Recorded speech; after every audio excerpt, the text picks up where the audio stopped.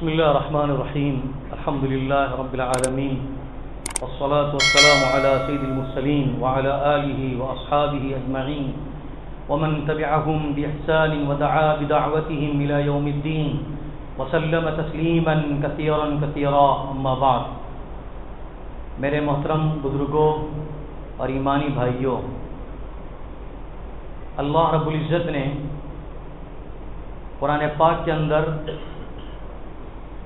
نیکیوں کو حکم دینے اور برائیوں سے روکنے والوں کی بڑی تعریف بیان فرمائی ہے.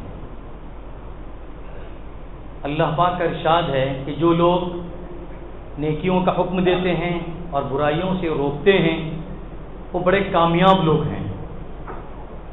اب نیکیوں کا حکم دینا اور برائیوں کو روکنا، قرآن کے اندر بھی امر بالمعروف اور نہی عن المنکر کا لفظ آتا ہے، حدیث پاک کے اندر بھی امر بالمعروف اور نہی عن المنکر کا لفظ آتا ہے. گویا کہ دعوت کے دو پہلو ہیں، ایک اچھائیوں کی طرف بلانا اور ایک برائیوں سے روکنا. گویا کہ کسی کو اگر برائی سے روکتے ہیں تو وہ بھی ایک دعوت کا ایک پہلو ہے، اور نیکی کی طرف بلاتے ہیں بھی ایک دعوت کا پہلو ہے. دعوت کے مختلف مراتب ہوتے ہیں، مختلف اس کے مقامات ہیں، مختلف لوگ ہوتے ہیں، مختلف قسم کے شعبے ہوتے ہیں. ہر شعبے کے ساتھ الگ الگ انداز سے اللہ کے رسول علیہ السلام کی تعلیمات موجود ہے. جب اللہ کے رسول علیہ السلام نے ضرورت محسوس کی کہ بادشاہوں کو خطوط بھیجنے چاہیے، تو ان کے ادب کا لحاظ رکھتے ہوئے اور بلکہ ان کی تہذیب کا لحاظ رکھتے ہوئے اللہ کے رسول علیہ السلام نے خطوط بھیجے. ایسا نہیں کہ ایسے کسی کے ہاتھوں میں روانہ کیا، بلکہ معتبر آدمیوں کا انتخاب کیا، ان کے ہاتھوں میں خطوط دیے اور فرمایا کہ آپ ان کے دربار میں جا کے پہنچائیے. اور اس کے اندر پھر دعوت کا پیغام تھا کہ میں آپ کو اسلام کی دعوت دیتا ہوں کہ آپ اسلام قبول کیجیے، آپ کو دنیا کی بھلائی ہے، آخرت کی بھلائی ہے. اللہ کے رسول علیہ السلام نے یہ الفاظ لکھ کر بڑے بڑے بادشاہوں کے خطوط بھیجے. خود اللہ کے رسول علیہ السلام کا معمول نیکیوں کو حکم دینا، یہ کوئی ایک تو جماعت ہوتی ہے. قرآن مجید میں تو یہ ارشاد فرمایا گیا کہ آپ میں ایک جماعت کا ایسا ہونا ضروری ہے جو نیکیوں کی طرف بلائے، برائیوں سے روکے، اور وہی جماعت کامیاب ہے. ایک طرف تو اللہ رب العزت ارشاد فرماتے ہیں کہ جماعت کا ہونا ضروری ہے. اسی لیے اہل علم کا علماء نے لکھا ہے کہ ہر معاشرے کے اندر علماء کا ہونا فرض کفایہ ہے، بلکہ بعض لوگوں نے کہا کہ فرض عین ہے کہ ایک تو ایسے لوگ ہوں جو اپنے قوم کو دعوت دیں، ان کو بتلائیں کہ اسلام کیا ہے، احکامات کیا ہیں اور شریعت کیا ہے، جنت اور جہنم کیا ہے، اس کا تذکرہ ہو. یہ کون بتلائیں گے؟ جاننے والے بتلائیں گے. جو قرآن کا جس کے پاس علم ہو، حدیث کا جس کے پاس علم ہو اور فقہ کا جس کے پاس علم ہو، وہ لوگ بتائیں گے. علماء جس کو کہتے ہیں لوگوں کو بتلائیں گے. قرآن اس کی طرف اشارہ کیا ہے، وَلْتَكُن مِّنكُمْ أُمَّةٌ، کہ آپ کے اندر ایک ایسی قوم ہونی چاہیے، ایسے لوگ ہونے چاہیے جو نیکیوں کی دعوت دیں اور برائی سے روکیں. دوسری طرف میرا اور آپ کا کیا کام ہے؟ ہم دعوت امر بالمعروف کا کام شروع ہوتا اپنے گھروں سے. امر بالمعروف کا کام شروع ہوتا اپنے گھروں سے. یہ بات اپنے ذہن میں رکھ لیجئے. بار بار تذکرہ کرنا. معلوم ہے کہ بچے نماز پڑھتے ہیں، اس کے باوجود بھی ان کو حکم دیتے رہنا کہ بیٹا نماز پڑھنا، نماز کی پابندی کرنا. معلوم ہے کہ یہ اپنی والدہ کے ساتھ اچھا سلوک کرتا ہے، پھر بھی اس کو کہنا کہ اپنی والدین کے ساتھ اچھا سلوک کیا کرو. کہ کسی کی دادی ہوتی ہے، کسی کی نانی ہوتی ہے، دوسرے گھر میں جاتی ہے تو ان کو پوچھنا کہ آپ ان کی خبرگیری کے لیے گئے تھے کہ نہیں گئے تھے. یہ بھی امر بالمعروف میں شامل ہے. جتنی نیکی کی چیزیں ہوتی ہیں، جتنی بھی نیکی کی چیزیں، نماز پڑھنا ہے، روزہ رکھنا ہے، زکوٰۃ دینا ہے، حج کرنا ہے، اس کے علاوہ اللہ کے راستے میں خرچ کرنا ہے، اور جتنے ہمارے پڑوسی ہیں ان کے ساتھ اچھا سلوک کرنا، اپنے بھائیوں کے ساتھ اچھا سلوک کرنا، جتنی بھی نیکی کی لائن سے چیزیں ہو سکتی ہیں، ان تمام چیزوں کے بارے میں حکم دینے کی بات کہی گئی ہے. اسی کو کہتے ہیں امر بالمعروف، اچھائیوں کو حکم دینا. ہم جاتے ہیں کہیں پر، راستے پر گزر رہے ہیں، لوگوں کو دیکھا کہ اذان نماز کا وقت ہو چکا ہے، اس کے باوجود بچے کھڑے ہیں، جاتے جاتے ان کو کہنا کہ بیٹا نماز کا وقت ہو چکا ہے، مسجد میں جائیے. یہ بھی نیکیوں کا حکم ہے. تو ایک تو بات یہ ہے کہ نیکیوں کو حکم دینا ہے. دوسری چیز اللہ کے رسول نے فرمایا نہی عن المنکر، برائیوں سے روکنا، برائیوں سے روکنا، یہ بھی ہم سب کی ذمہ داری ہے۔ جیسے میں نے کہا کہ ہمارے گھر سے ذمہ داری شروع ہوتی ہے، گھر کے افراد کو حکم دیں، پھر اپنے معاشرے کے اندر آئیں، پھر دوسرے لوگوں کو بھی حکم دیں، یہ سب کام ہم کو کرنے ہیں اور اللہ اور اللہ کے رسول نے ہم کو کرنے کا حکم بھی دیا ہے۔ اسی طرح سے برائیوں سے رکنے کا کام، جب چھوٹی برائی ہوتی ہے، جب معلوم ہے کہ یہ کام برا ہے، آپ اس کو روکیے، گھر والوں کا کام ہے اس کو روکا جائے۔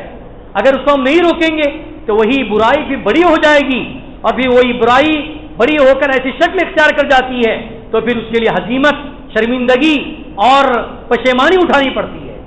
اللہ کے رسول نے کیا فرمایا کہ جہاں پر برائی ہو اس کو روکو۔ من رأى منکم منکرا فلیغیرہ بیدہ، جب تم میں سے کوئی برائی کو اپنے آنکھوں سے دیکھے اور اس کے اندر اتنی طاقت اور استطاعت ہے کہ وہ اپنے ہاتھ سے روک سکتا ہے کہ اس کو چاہیے کہ اپنے ہاتھ سے روکے۔ فإن لم يستطع فبلسانہ، اگر آپ اس کی طاقت نہیں رکھتے ہیں تو کم از کم زبان سے اس کو کہیں۔ اور جیسے میں نے کہا کہ کہنے کے طریقے مختلف ہوتے ہیں، اگر کسی کو کوئی برائی پر روکنا ہے، کسی کے چند آدمیوں کے سامنے اس کو کہا جائے گا کہ آپ ایسا کرتے ہیں ویسا کرتے ہیں، اس طریقے سے آدمی بجائے اس بات کو ماننے کے اس کا انکار کر بیٹھے گا اور دور جا کر چلا جائے گا۔ اسی لیے اللہ رب العزت قرآن پاک میں فرمایا ہے ادعوا الی ربکم بالموعظۃ والحکمہ، بالموعظۃ الحسنہ، یعنی حکمت کے ساتھ اور دانائی کے ساتھ، عقل مندی کے ساتھ کہ کون سا طریقہ اختیار کرنے سے اس کے لیے ٹھیک رہے گا، کون سا طریقہ اختیار کرنے سے اس کے لیے مناسب رہے گا، ان تمام چیزوں کا لحاظ رکھتے ہوئے کسی کو دعوت دینا، کسی چیز کو روکنا۔ اگر اس کو ہم اس دائرے کے اندر اس اخلاق کرنے سے انشاءاللہ وہ کام ہم کرنے کی کوشش کریں گے، یقیناً برا کام کرنے والا برائی سے رک جائے گا۔ اس کو ہم احساس دلائیں کہ جو کام ہو رہا ہے غلط ہو رہا ہے۔ یہ اللہ کے رسول نے فرمایا پہلا درجہ ہاتھ سے روکنے کا، دوسرا درجہ زبان سے روکنے کا، اور تیسرا درجہ اللہ کے رسول نے فرمایا فَإِن لَّمْ يَسْتَطِعْ فَبِقَلْبِهِ، کم از کم دل سے اس کو جاننا اور ماننا چاہیے کہ جو کام ہو رہا ہے غلط کام ہو رہا ہے۔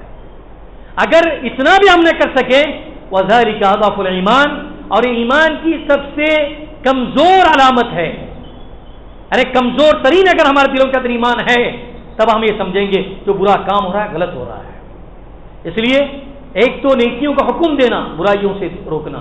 اس سلسلے میں امام بخاری رحمۃ اللہ علیہ نے اللہ کے رسول علیہ الصلوۃ والسلام کی ایک بہت بڑی پیاری حدیث ارشاد فرمائی ہے کہ اگر کوئی غلط کام کرتا ہے اس کو اگر نہ روکا جائے تو پھر کیسے ہلاک ہوتے ہیں لوگ اور کیسے ہلاک ہو سکتے ہیں، اس کی ایک مثال دی ہے۔ اللہ کے رسول علیہ السلام فرمایا کہ کچھ لوگ سفر کر رہے ہیں، کچھ لوگ مسافر ہیں اور ان کا سفر سمندری راستے سے ہے، یعنی ان کو کشتی پر جانا ہے، اور کشتی پر جانے سے پہلے وہ لوگ ایک جگہ پر جمع ہوتے ہیں، جمع ہو کر قرآن دازی کرتے ہیں۔ 2 منزل والی کشتی ہے، پہلی منزل والی اور نچلی منزل والی، 2 منزلوں کی کشتی ہے۔ اب یہاں پر جانے والے لوگ ہو سکتا ہے کہ میں اوپر نہیں بیٹھوں گا، میں نیچے بیٹھوں گا، کوئی کہے کہ میں نیچے بیٹھتا ہوں اوپر نہیں بیٹھتا ہوں، اس طرح کی بات آ سکتی تھی۔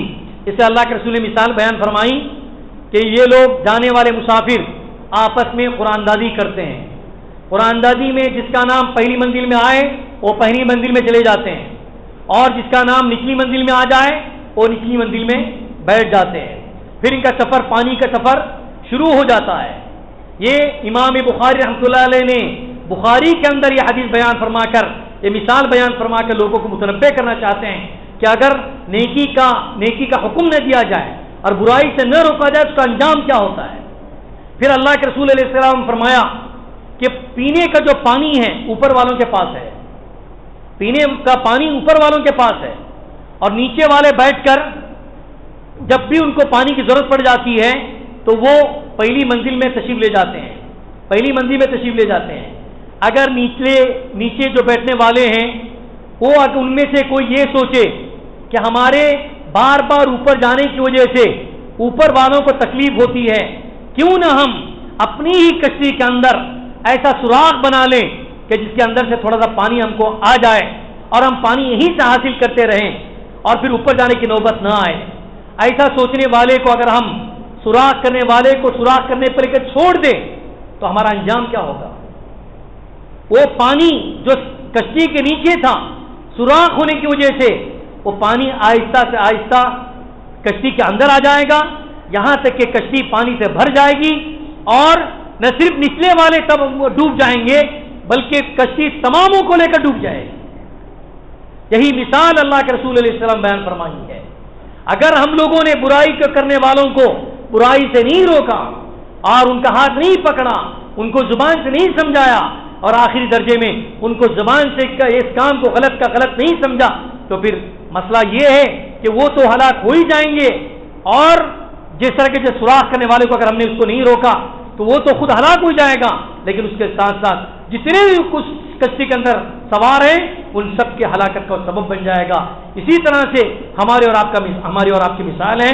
ہم جس معاشرے میں رہتے ہیں، سب سے پہلی بات یہ ہے کہ وہ امر بالمعروف کرنا، جس کام کو اگر ہم چھوڑ دیں گے تو حضرت حذیفہ رضی اللہ عنہ نے فرمایا کہ اگر کوئی قوم امر بالمعروف اور نہی عن المنکر کا کام چھوڑ دیتی ہے تو پھر اللہ کی طرف سے ان پر عذابات مسلط ہو جاتے ہیں، پھر وہ اتنے عذاب کے اندر مسلط ہو جاتے ہیں، دعا کرتے ہیں پھر ان کی دعائیں قبول نہیں ہوتی، دعا کرتے ہیں اللہ کو پکارتے ہیں، اللہ ان کی دعوت پر لبیک نہیں کہتے ہیں۔ یعنی جب انسان کی بربادی اور تباہی اتنی ہو جاتی ہے تو پھر اس کی دعائیں بھی قبول نہیں کی جاتی۔ اس لیے میرے بزرگوں اور بھائیوں، ہم جس معاشرے میں رہتے ہیں، جس سوسائٹی میں رہتے ہیں، سب سے پہلے اپنے گھروں سے اس ماحول کو ہم شروع کیا جائے کہ ہمارے بچے نیک ہوں، ہم اچھائی کا حکم دیتے رہیں، برائی سے روکتے رہیں، تو انشاءاللہ یہ کام ہم سب مل کر اپنی ذمہ داری سمجھ کر اپنے خاندان کے اندر، اپنے گھر والوں کے اندر، اپنے معاشرے کے اندر اس کی شروعات جب کریں گے تو انشاءاللہ معاشرہ اچھا وجود میں آئے گا، اور جو برائیوں سے ہلاکتیں آتی ہیں، بربادیاں آتی ہیں، ان ہلاکتوں اور بربادیوں سے ہم بچ جائیں گے، جیسا کہ اللہ کے رسول علیہ السلام نے اس حدیث کے اندر مثالوں سے سمجھایا ہے۔ اللہ تعالیٰ مجھے اور آپ کو بھی یہ سب سے بڑی جو ذمہ داری امر بالمعروف اور نہی عن المنکر کی ہے ان کو انجام دینے کی توفیق عطا فرمائے، حکمت کے ساتھ اور معزت کے ساتھ اس ذمہ داری کو ہم سب کو نبھانے کی توفیق عطا فرمائے۔ وآخر دعوانا ان الحمدللہ رب العالمین، سبحان اللہ بحمدہ، سبحانک اللہم بحمدک، نشہد ان لا الہ الا انت، نستغفرک ونتوب الیک، سبحان ربک رب العزة عما یصفون، وسلام علی المرسلین، والحمد للہ رب العالمین۔